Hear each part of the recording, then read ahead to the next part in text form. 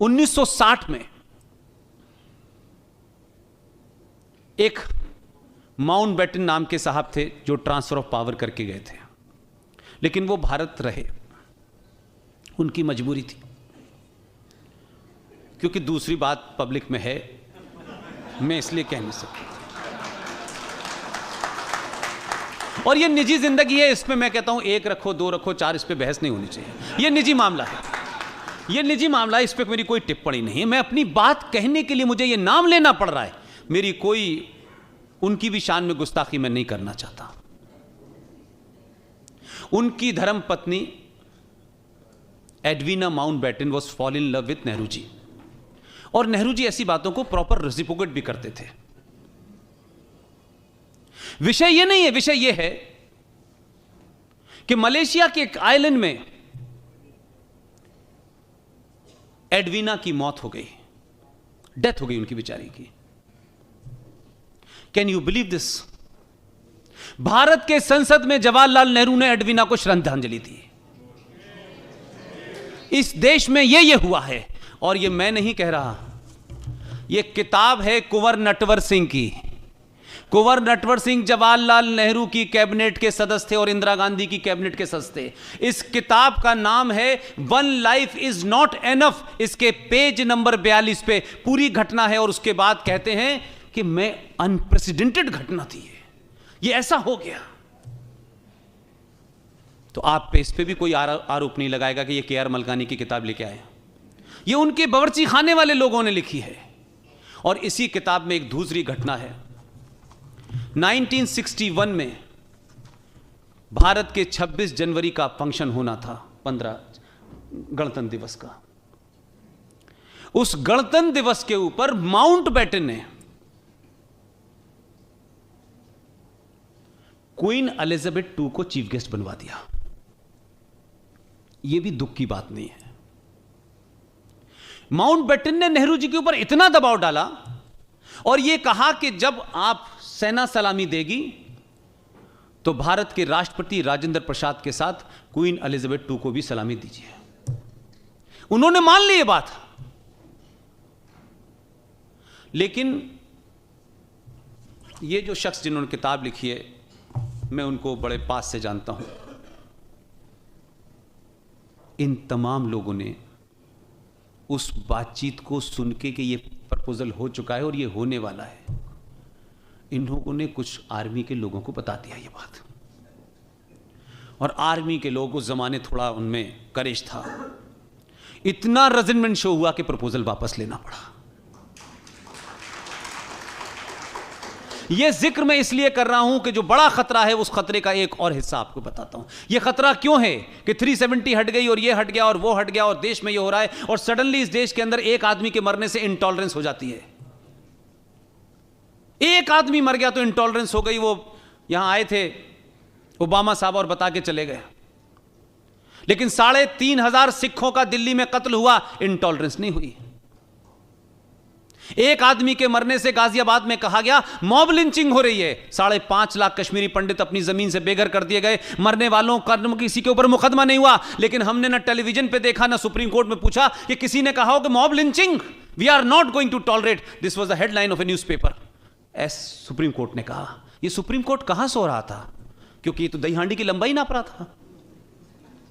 इसलिए supreme court में बहुत सारी चीजें ऐसी हुई हैं, तो हमारे यहां नैरेटिव भी बदले गए। लेकिन इसी देश का एक प्रधानमंत्री है जिसका बेटा जनेऊ में उलझ गया है।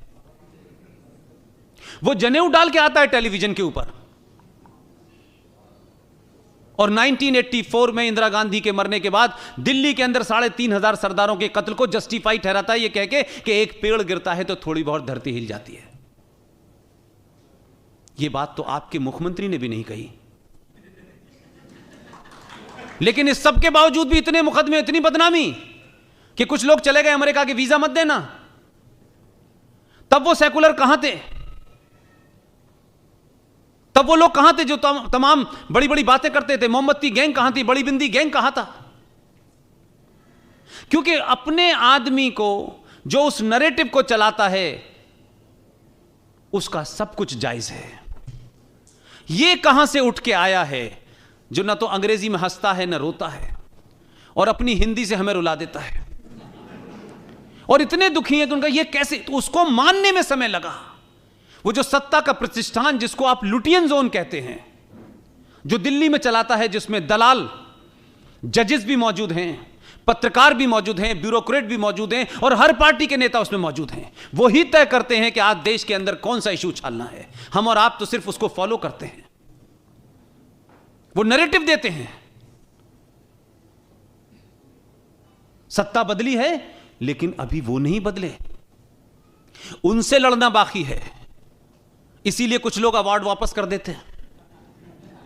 तो 2004 में 14 में जिन लोगों ने अवार्ड वापस कर दिए, उनसे पूछा कि उससे बड़ी इंटॉलरेंस हो गई कि कश्मीर में इतना बड़ा, बोले अब अवार्ड ही नहीं हमारे पास। तो आप कंसिस्टेंस और कंसिस्टेंसी बरकरार रखें। अगर आप कि आप जो कर रहे हैं वो सही है और मुझे यही रहना है, तो मुझे पूरी उम्मीद है कि जो लोग 2014 में कह रहे थे कि ये आएगा तो हम चले जाएंगे, वो तो गए नहीं, ये आ गया। मैंने ह्यूमन में किसी से कहा, बोले पुष्पिन साहब ये क्या वजह है कि एडिटर भी कह रहा था, कुछ पत्रकार भी कह रहे थे, बहुत सारे लोग इंटेलेक्चुअल जाने वाले थे। मैंने कहा इन लोगों को किसने भेजा है मुझे नहीं पता, लेकिन कुरान मजीद एक बात कहता है। कुरान कहता है अपने फॉलोअर से, जो उसको मानते हैं, जिनका मुसल्लत ईमान है, उसमें अल्लाह फरमाते हैं कि ऐ मेरे मानने वालों, जिसका मेरे ऊपर ईमान है, यकीन है, मैंने तुम्हें इस दुनिया में अपनी जिंदगी जीने के लिए सब कुछ दिया है। ये पूरी कायनात सब कुछ तुम्हारे लिए है, लेकिन जिंदगी जीने के मैंने कुछ नियम बताए हैं। अगर उस नियमों से तुम हटे और तुमने मेरे बताए रास्ते से रास्ता बदला, तो मैं इसी धरती के ऊपर कुछ लोग भेजूंगा जो तुम्हें रास्ते पे ले आएंगे। ये मैं नहीं कह रहा, ये कुरान मजीद को कोट कर रहा हूं। उसने ये कहीं नहीं अल्लाह ने फरमाया कि उसकी सफेद दाढ़ी और वो आदि आस्तीन का कुर्ता भी पहन सकता है।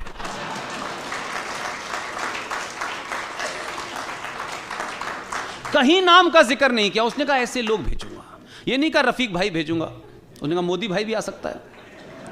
तो भेजा, और उस शख्स ने भी, देखिए, वोट आपसे लिया है आपसे, आप ही के वोट से बना है, लेकिन उसको भी इस बात का उसने तहिया कर लिया है कि जो लोग अल्लाह के रास्ते से उतर गए पहले उनको लाइन पे लाना है, और पीछे पड़ गया उनके, वो भाग रहे हैं, वो कहने लेके आओ। तो सबसे पहला काम उसने करा कि हमारी कोई समस्या सॉल्व नहीं की, हमारी शिकायत हो सकती है, हम कह रहे हैं मंदिर दे दो, वो कहता है नहीं मैं पहले हलाला खत्म करूंगा। और अब तो स्थिति यह हो गई है कि ये कह रहे हैं कि हम जल्दी रास्ते पे आ जाएंगे, हमारे पीछे मत पड़ो भैया। उस आदमी ने कोई काम संवैधानिक तौर पे ऐसा नहीं किया जिसे चैलेंज किया जा सकता हो, लेकिन कुछ लोगों की ख्वाहिशें पूरी नहीं हो रही और वो काम नहीं कर रहा। जो दुकानें चल रही थी वो बंद हो गई हैं। यह बात अलग है कि उसकी मुसीबत को उसमें अल्लाह पूरी मदद कर रहा है। जो लोग उस लुटियन जोन को चलाते थे, कुछ बेरोजगार हो गए और कुछ को अल्लाह ने जल्दी अपने पास बुला लिया कि इसकी समस्या कम करो, इसके पास टाइम कम है, काम ज्यादा करना है। लिहाजा बार बार आपकी जो जिम्मेदारी है, जब आप ये कहते हैं कि आप समस्या गिनाते हैं हमें क्या करना है, आप तो कुछ करने ही नहीं आपको। मैंने कहा कि यह स्थिति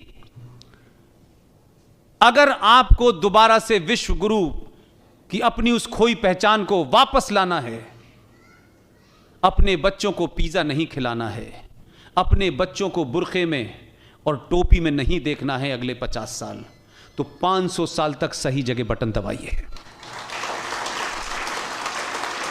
इसके अलावा कोई दूसरा आपके पास रास्ता नहीं है। कोई गलतफहमी के शिकार मत होइए आप लोग। हमारे झगड़े आपस में किसी से होंगे, कितने होंगे, किस तरह होंगे, ये ऐसा है वैसा है, मैं कह रहा हूं सब कुछ लड़िए, लेकिन बटन कहिए हम यही दबाएंगे प्यारे। इसलिए मैं कह रहा हूं इतिहास का एक बहुत इंपॉर्टेंट क्षण है ये। इसे इस सोच के मत सोचिए कि अब तो चलता रहेगा, वोट मिलता रहेगा, आते नहीं नहीं नहीं नहीं। एक 24 घंटे में 48 घंटे की जिंदगी जीने का प्रण करिए, तब बात बनेगी। इतने ज्यादा खतरे हैं अंदर जो बाहर निकल के आएंगे और भी आने वाले हैं। ये मुल्क सिविल वॉर की तरफ बढ़ रहा है। मैं डरा नहीं रहा हूं, मैं जमीनी हकीकत बता रहा हूं। इस गलतफहमी में मरिए सरकार हमारी है, पुलिस हमारी है, जुडिशरी हमारी है। समाज को खुद खड़ा होना पड़ेगा। और आप अगर उस खतरे से लड़ना चाहते हैं तो मैं आपको कोई ऐसी राय नहीं देने वाला कि हथियार रखो, इससे कुछ नहीं होने वाला। यहां के कंफ्यूजन को ठीक कर लो, ठीक हो जाएगा सब कुछ।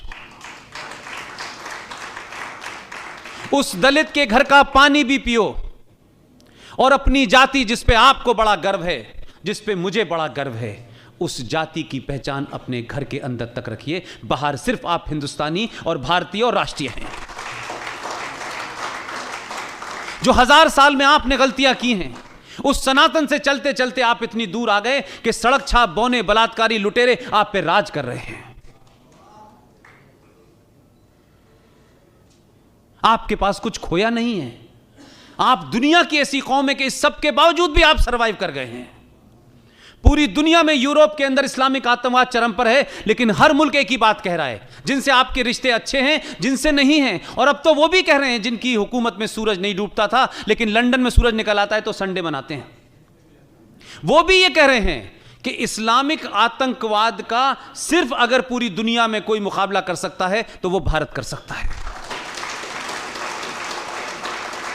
वो इसलिए नहीं कह रहे, वो इसलिए कह रहे हैं माय डियर सर, आपने अपना माजी छोड़ दिया है, आपने अपना पीछा छोड़ दिया है, लेकिन उनको पता है कि वो जो तथाकथित तौर पर डेवलप हुए हैं, वो आप ही की थ्योरी को यहां से लेके गए, अंग्रेजी में ट्रांसलेशन कर दिया। वो आपके पुरुषार्थ को जानते हैं, आपकी ताकत को जानते हैं। इसलिए कि इतने सालों के बाद मुसलमान और इस्लामिक आतंकवाद से लड़ने के बावजूद भी आप हैं, आप आज भी हैं।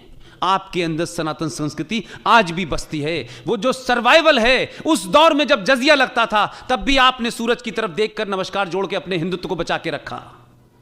आप भागे नहीं, आप पे अत्याचार हुए, उसके बावजूद भी आप दोबारा खड़े हो गए और 2000 पैदा होने लगा। ये जो बार बार 2014 की बात करता हूं, ये कोई राजनीतिक मेरा एजेंडा नहीं है। पहली स्टेज से गुजर रहे हैं अभी आप, 2-3 बार करके तो देखिए। छोड़ दीजिए आपका किससे क्या नजरिया है, देश पे कंप्रोमाइज नहीं होगा, बाकी किसी पे कंप्रोमाइज हो सकता है।